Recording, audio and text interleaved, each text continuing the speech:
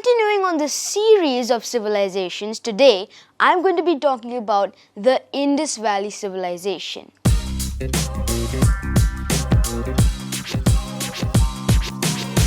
It is the first urban and advanced civilization in India.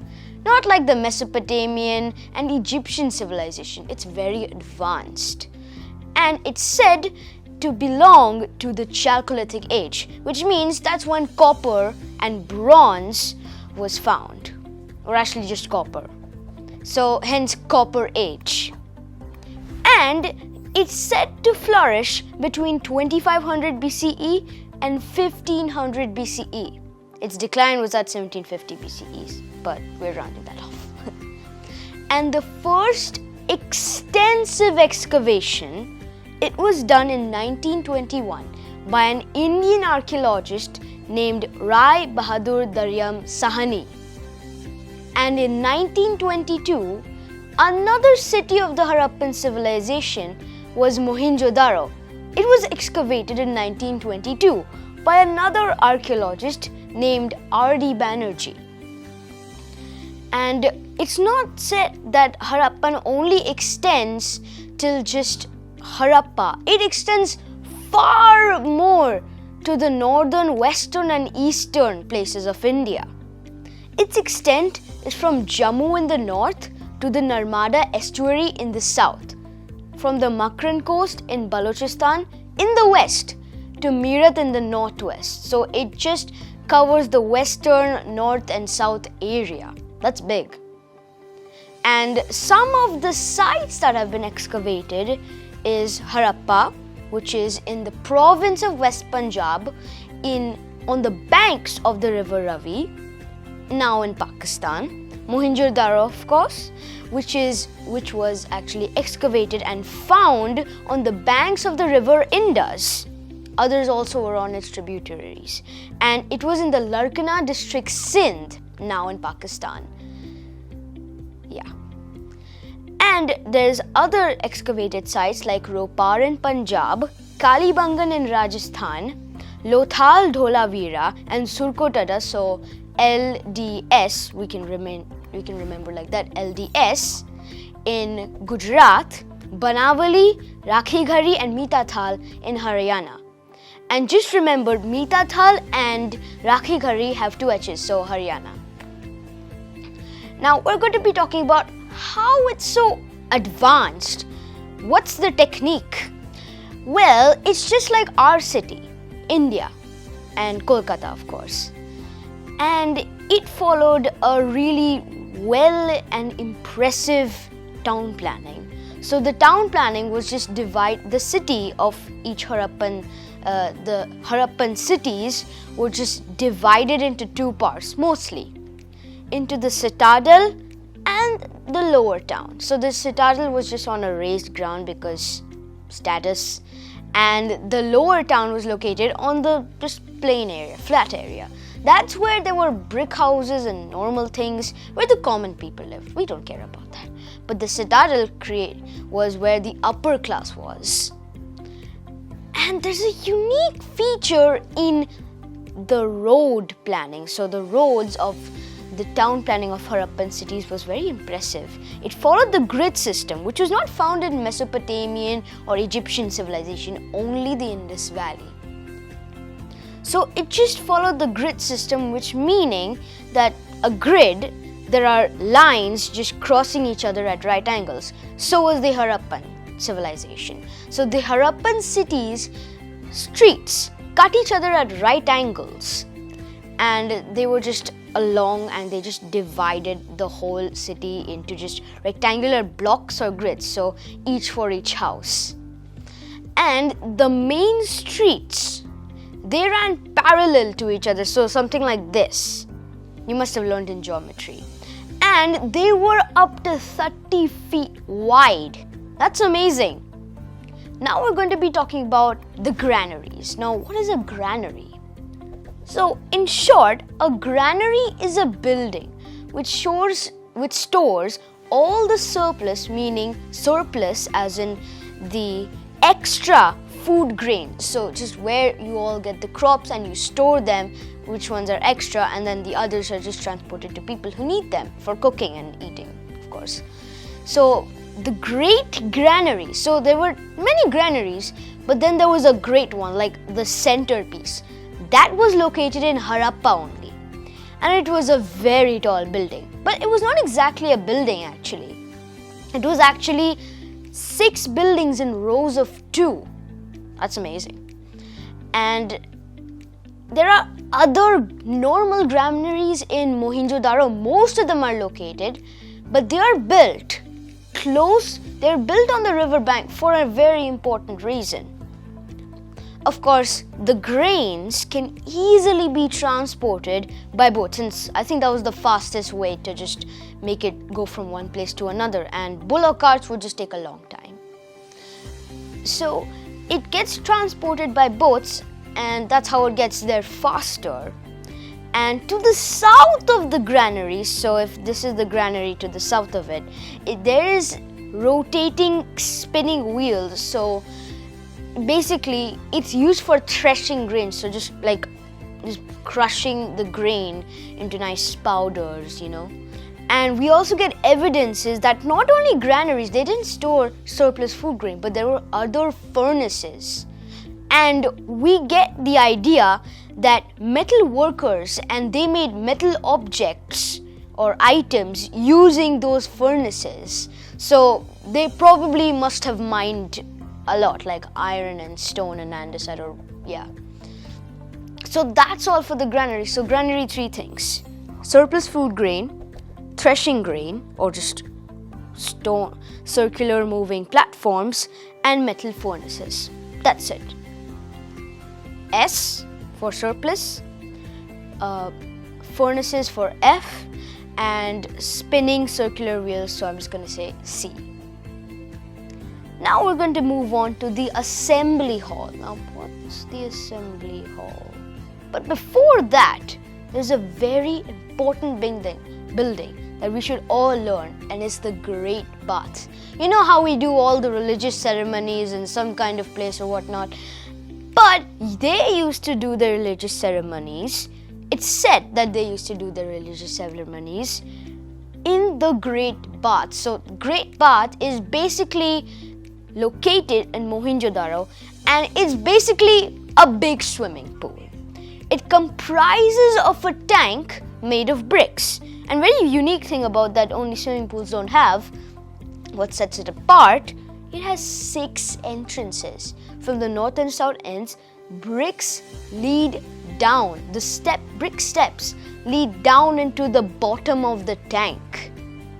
And another key important thing about how they're so advanced is that they can be drained. They can be cleaned using a drain. They can be emptied out using a drain. And now we're going to be talking about the assembly hall. But what is the assembly hall? We've never had that. We've only had churches, right? Assembly hall is just like that, just in the Indian style. So these assembly hall, it's just one, and it's located in Mohenjo-daro. Yes, a lot of things are located in Mohenjo-daro. So it was just a square. It was a hall, but with 20 square brick pillars, and they're in rows of 4. So maybe in between there are just seats. So 5 here, 5 here, 5 here, and 5 here. It's good. And it was only used for collective prayers by the people of that city. So mostly of maybe Mohenjo-daro. That's just an assumption. But now we're going to move on to the houses, or just dwelling houses. We're going to call them houses. So the inhabitants lived in these houses, even the common people, but they weren't made from just any old brick. They were made from burnt bricks. Yeah, I forgot to add that the streets were often paved with just baked bricks. So these were with burnt bricks, so just burnt in the sun, getting tanned. So these burnt bricks, they were used to build the houses. But these houses were not one, but sometimes 2 or more stories. And it all followed a same structure, like how there's a same concept in math, there's the same structure everywhere in every Harappan city of the house, or every Harappan house of the city, sorry. There would be a central courtyard in the middle, and it would be surrounded by rooms. There were also narrow staircases which led to rooms upstairs. That's amazing. So this is how the structure used to be. And they were also with bathrooms. In Kalibangan, they also had their own wells. But that's probably for just the rich people of the citadel. Maybe very few in the lower town. But that's only an assumption. So now we're going to be talking about the drains. And I personally like this a lot, because they were very neat and organized, just not the town planning. But how neat and organized and how the attention was put into it by the Harappan people, it's just phenomenal. So they put streets along the sides of they put the drains along the sides of the streets, and they were connected to the kitchen drains and the bathroom drains. That's amazing. Actually not. After this, they covered it with often stone slabs or bricks, just normal bricks, and they were equipped with manholes. Just those manholes, those round circular things you see, and then you was like, what is that? But that's where it leads to the drains. And after that, I'm going to be talking about the occupation. Very weird skip, but occupation. And this is where it's very crucial to understand what really Harappan people are like. Just like the Mesopotamian and the Egyptian civilization, agriculture was the most important occupation of the Harappan. So if you think about the occupation of Mesopotamian and Egyptian, you're thinking, oh, Harappan had this too. Their main food and like the staple diet also was wheat and barley. They also cultivated rice, dates, field peas, mustard and sesame. And a fragment of cotton cloth has been found in Mohenjo-daro. And this says, and it indicates that the Harappans cultivated cotton. And my mom said they were the first to cultivate cotton. Now we move on to animal husbandry. So animal husbandry is like what? Just a domestication. In short words, domestication. So Harappans domesticated oxen, goats, buffaloes, sheep, and did I say goats already? But that's it. Cats and dogs were regarded as just pets. So how you have a cat named Mickey and a dog named Tender, you can just have that. They were regarded as pets. And asses and camels, they were regarded as beasts of burden. So what does that mean? So beasts of burden meaning they just carried all that load on their, so it's just normal what horses and donkeys do and asses. So they used to carry a lot of load on their backs, so just extra knowledge, they just carry a lot of load. And we know this because remains of horses have been found in Surkotada. That's funny. Now we move on to what really Harappan arts and industries is and crafts. Now Harappans were excellent potters, so every day if you see a potter, you're like, maybe he's a descendant from the Harappans. So they were excellent as using the pottery wheel, and they use it very skillfully. They made pottery and just painted it with geometrical patterns and shapes. Like not every day you see a pottery with just decorations and humans and animals on it.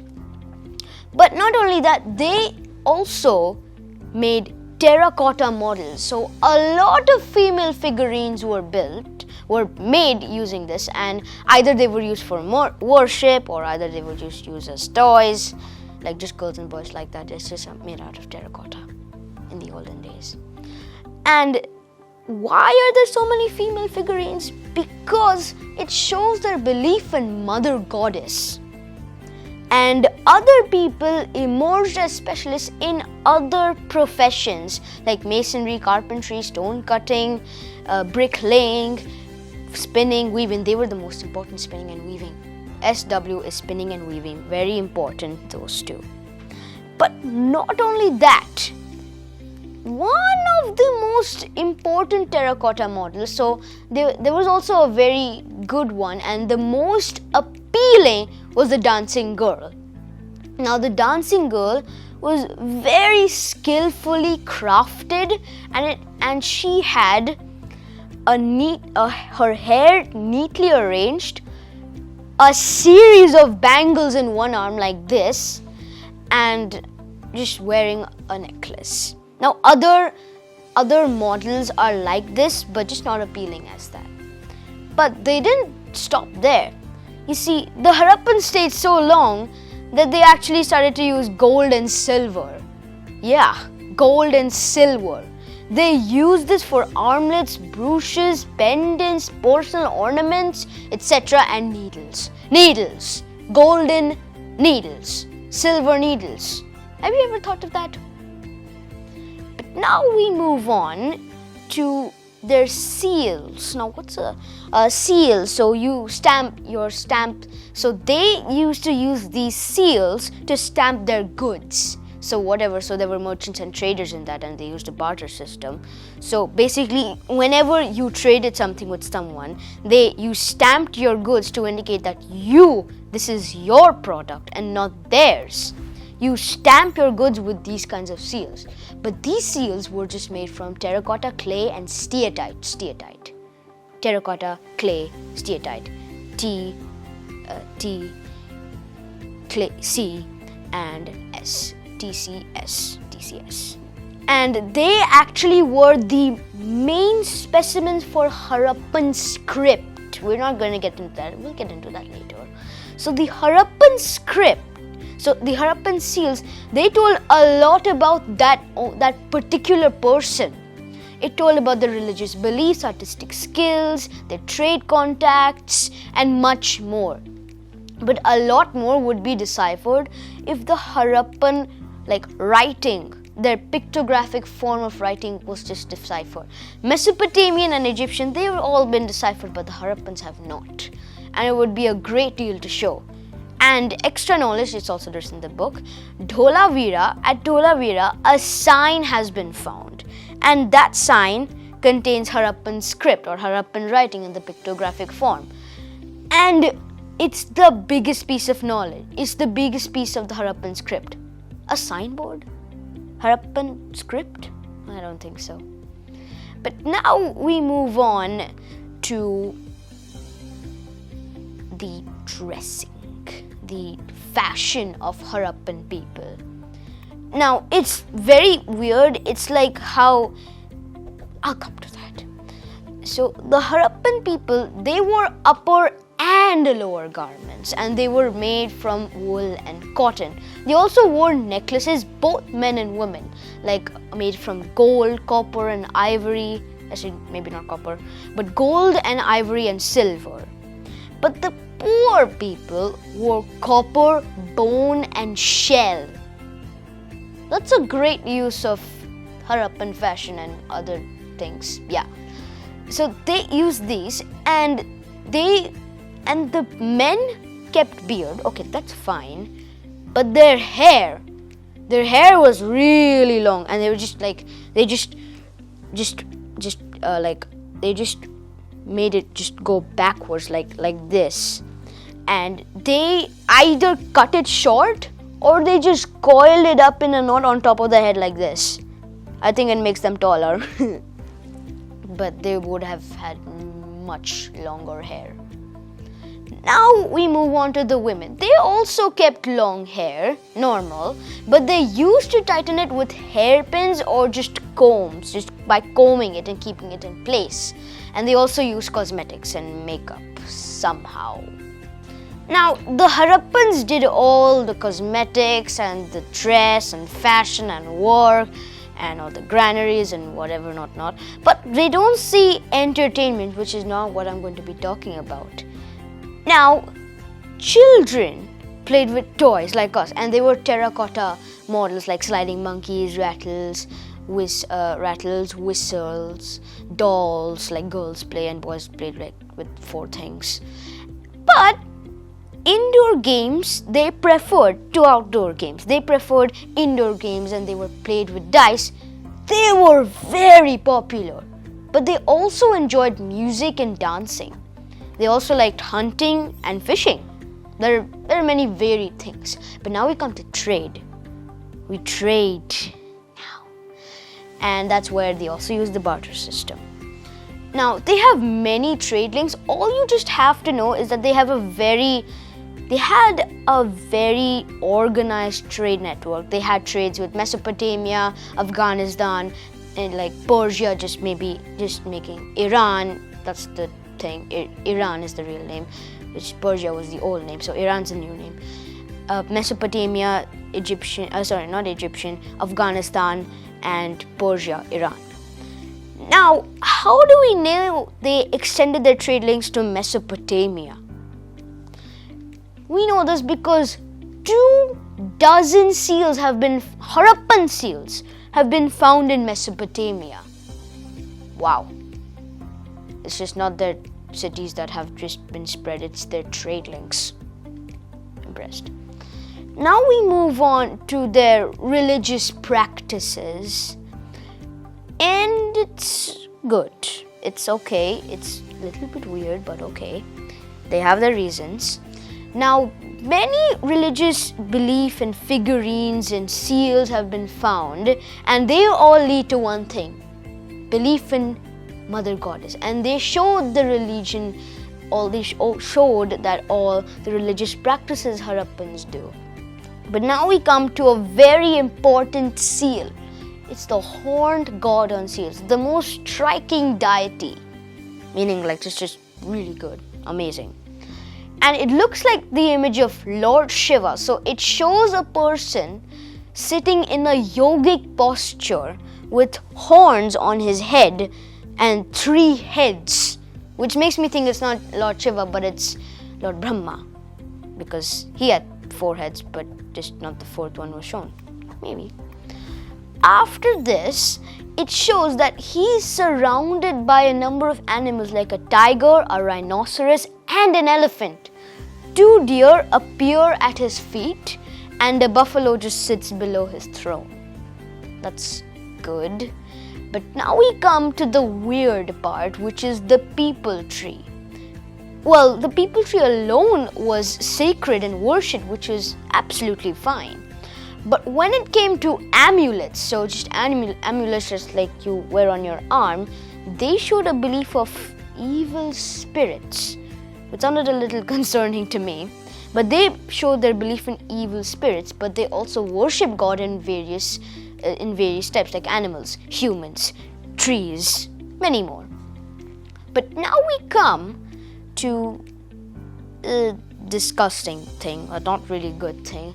It's how they believed in their life after death, just like the Egyptians did. So just how they made mummies and just wrapped them in a sarcophagus. Yeah. So that's how they did it. But how the Harappans did it was a little good. Very straightforward. They buried the dead with utensils and items of daily use, and they just buried with it. Or sometimes they cremated the dead. They just burned it dead. And they kept the ashes or bones in an urn along with the items of daily use. And that's a little disgusting. But now we come to the Harappan script. Just like I said, not much has been deciphered so far, only the seals, which are the main specimens of the Harappan script. And it doesn't show much of the literary contribution, so we don't know much. But now we come to the local administration, which also doesn't show anything. Nothing regarding to local administration because script. But just judging from the excellence of the Harappan civilization, we can say it was efficiently governed by governors and rich merchants and priests. But now we come to the downfall of Harappan civilization. Just like I said, it's around 1750 BCE, which is sad. It was a very good civilization. Now, we come to 5 points. Foreigner attacks, just the change of course of the river Indus, and we also come to the increase of neighboring deserts, earthquakes, and I think, yeah, that's about it, I think. So, foreign invasions caused the downfall of the Harappan civilization, which I'm just making my own assumptions here, is not possible. Because the Harappans also made tools and weapons out of copper and bronze. There's no way they would have put up a fight, and the desert regions would have caused over millions of years, of hundreds of years maybe, but not very efficient. Neighboring deserts, they just expand and make the soil just infertile and just cause salinity to it, makes it more salty. And the crops didn't do good and probably they died, but I don't think so. Other ways, was the Indus the Indus River, so it somehow changed course, which I don't think is possible because we've not seen any change in the maps. So I don't think so the Indus Valley would be doing that, or I'm just wrong.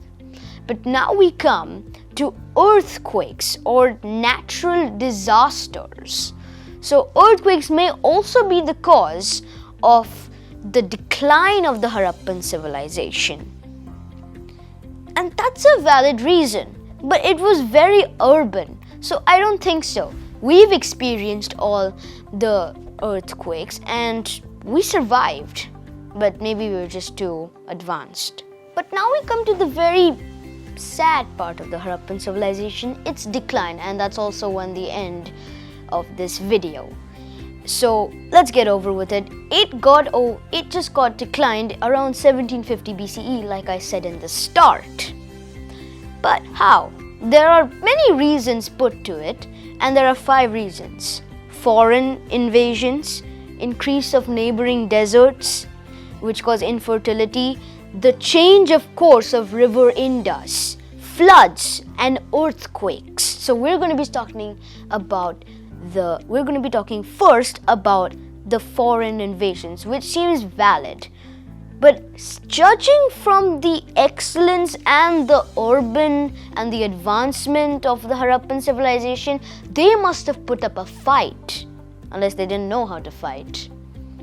Now we come to river Indus. It may have changed its course in very slightly, but they could have anyway moved. So I don't think that would be a valid reason for the Harappan civilization's decline. It says that the soil became infertile and the crops didn't grow, and then they declined since they didn't have anything to eat. But they could have easily just moved. Now we come to the deserts. Increase of neighboring deserts of the Harappan just around the Harappan civilization, that made the soil very salty and just infertile, so that may have also destroyed the crops, which led to the decline, which may be possible. Now we come to natural disasters, flood and earthquakes. Floods is very possible, and due to Indus Valley floods, it deposited silt, which may get the crops better, and it's just like their own natural fertilizer. It's a natural fertilizer. They deposited silt to the soil to make it more fertile. But too much of a flood may have caused the decline, so that's a valid reason too. But now we come to the earthquakes. Now this is inescapable. When I said valid in floods, I don't think I really meant it, but they could have just moved to another place and just let some of it get destroyed. It's nature, you can't fight it. But now we come to earthquakes. Earthquakes, you cannot escape. When it comes in a city, it comes almost everywhere. It just comes in that good region. But that doesn't explain that earthquakes happened everywhere. It may have come one by one, but that would be a very slow process. But still, it's a very valid reason. And I feel very sorry for Mohenjo-daro because it got flooded more than once. It's approved that it just got flooded more than once. Sadly, that was the one that had all the important buildings, most of the important buildings that I said. Well, that's it for the Harappan civilization, and it's just me signing off.